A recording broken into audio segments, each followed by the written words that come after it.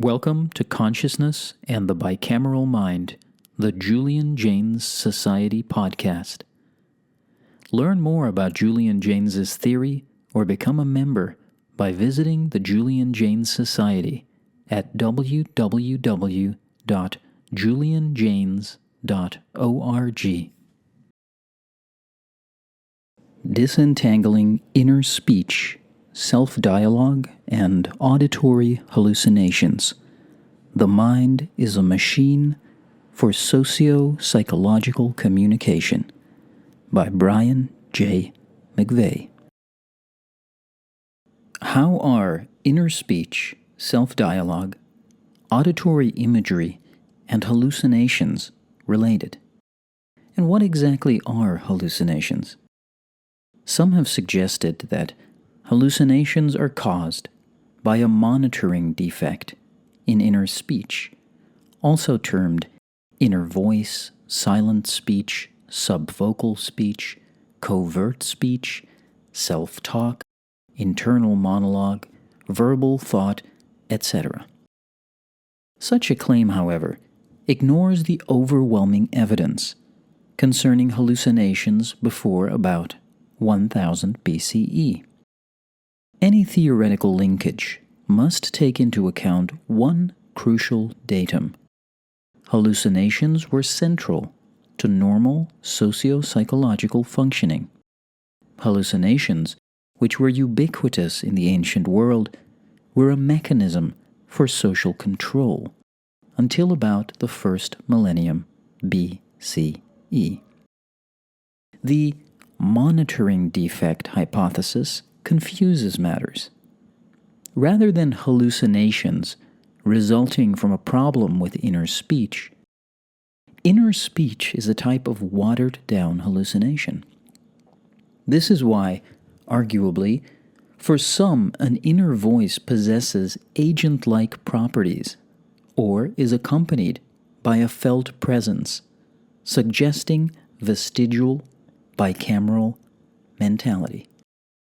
Let's see if we can disentangle the constituents of a hallucination inner speech thought complex, while keeping an eye open for patterns that illuminate the nature of these phenomena. I begin with several premises that guide my arguments. My first premise, from which the others derive, is the Jaynesian perspective on bicameral mentality. Its breakdown due to civilizational upheaval about 3 millennia ago, and the upgrading of human mentality, resulting in conscious interiority. Second, communication comes in two forms, verbalized and non-verbalized. The former is overt articulated speech, while the latter is covert, unarticulated mentation. Third, thinking is communication, and communication is thinking. This is grounded in the psyche's profound social nature and how it operates as a machine for socio-psychological communication. Fourth, self is shorthand for two interacting, dynamic elements of conscious interiority. One, a speaker, an active subject or I, and two, a listener, a passive object or me. Pre-conscious individuals lacked these features of consciousness. Fifth, there is no such thing as an inner monologue.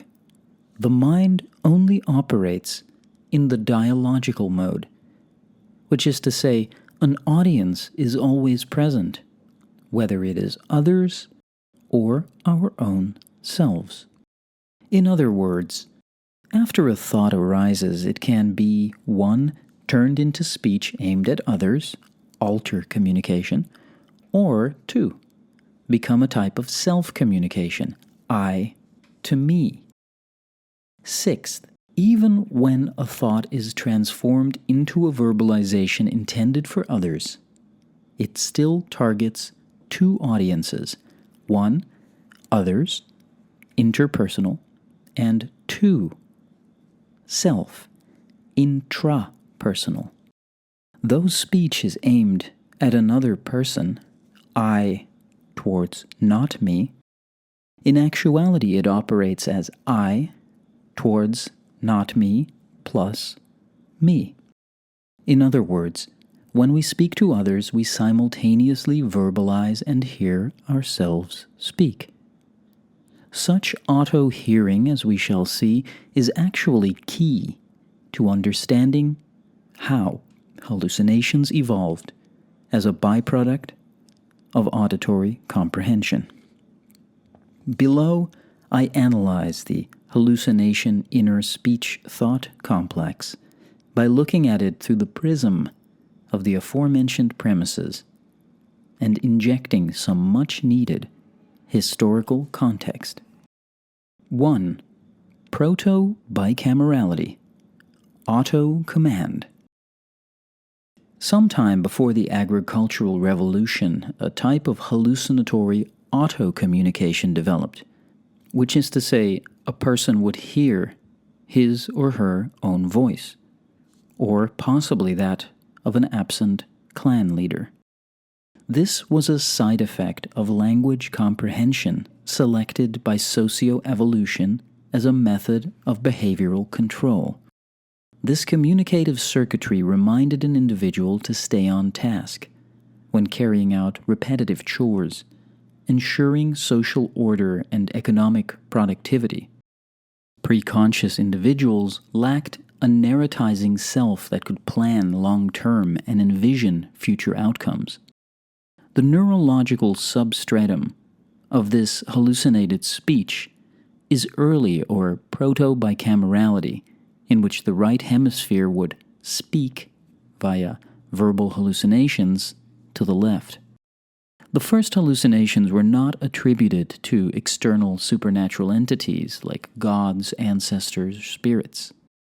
Such attribution would come later as societies became relatively larger, multi-layered, and complex by around 3000 BCE.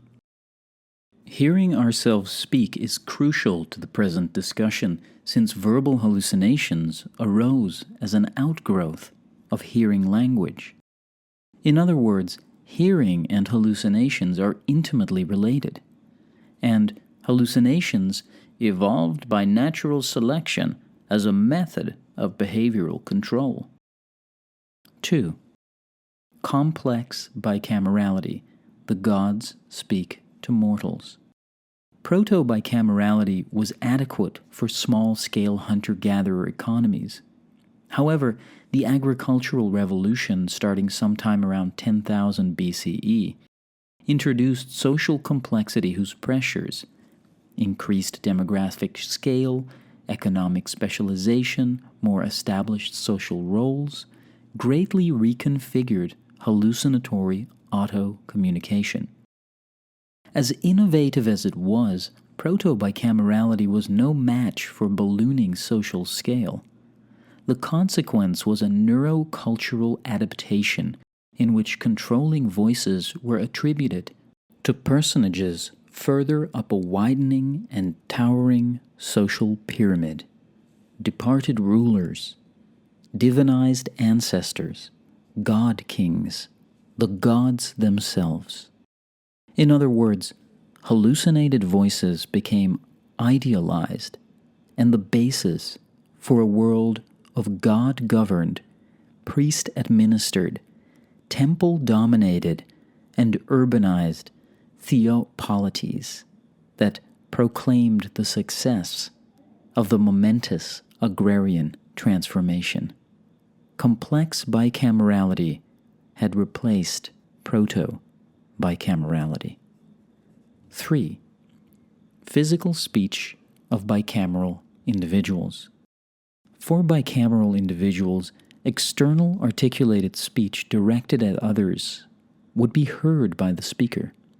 Such auto-hearing or auto-audition is an obvious but important fact.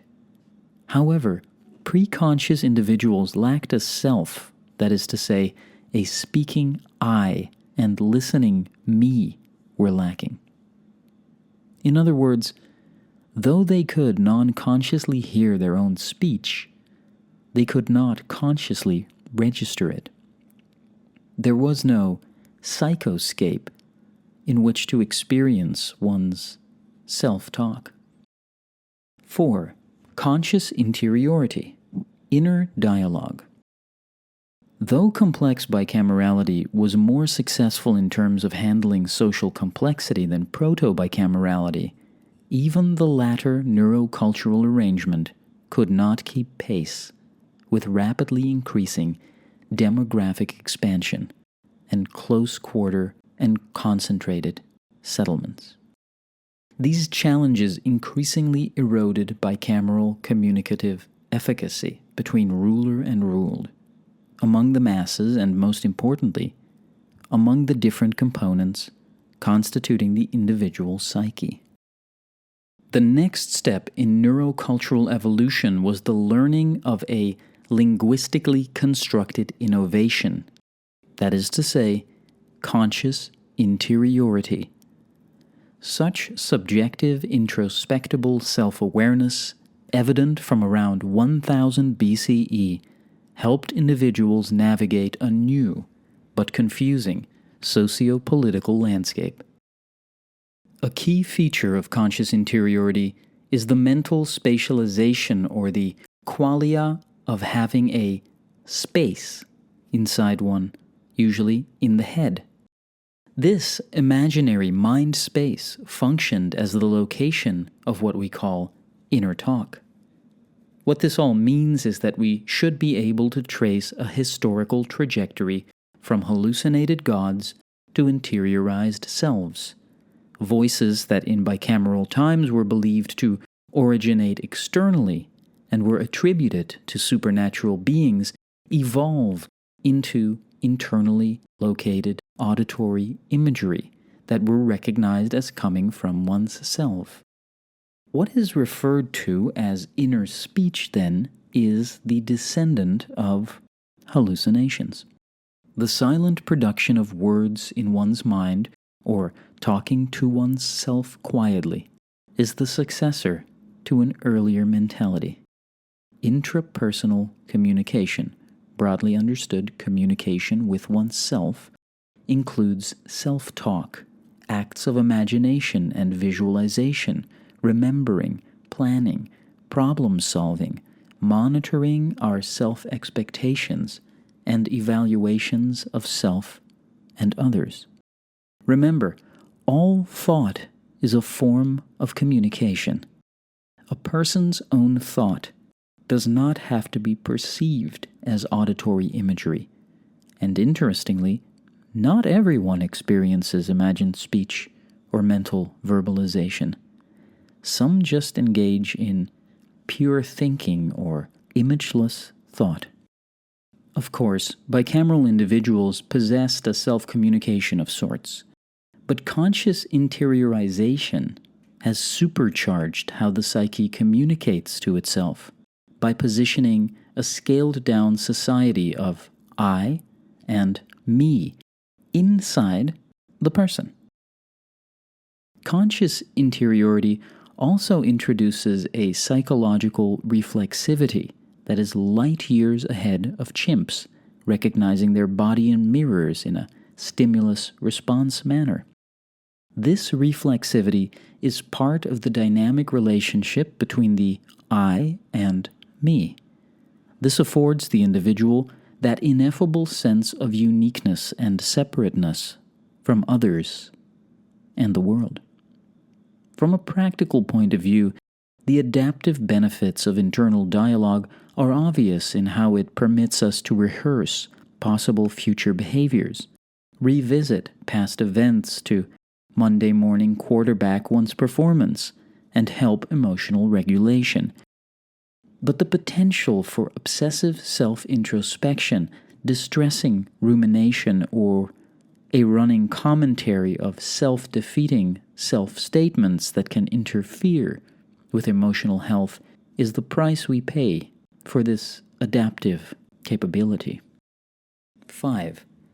Physical speech of conscious individuals.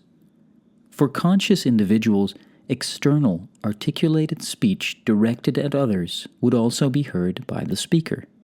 However, with such self-hearing or self-audition, one's me can hear one's I speak. The experientiality of hallucinations, auditory imagery, and thought. Two dimensions are relevant for appreciating the workings of the hallucination inner speech thought complex. 1. Alienness versus selfness, and 2. External versus internal.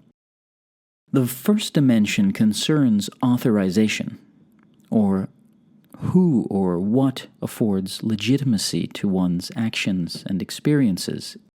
In other words, who is governing my behavior, speech? Is the controlling entity my own I, or is it foreign to my being, something possessed of an otherness? In the pre-conscious bicameral period, control was attributed to supernatural entities, divine authorization, while in post-bicameral times an individuated self has taken the place of commanding deities and spirits of the deceased, self-authorization. The second dimension concerns the perceived location of heard speech or unarticulated thought. Is it within, interior, or outside, exterior, the person?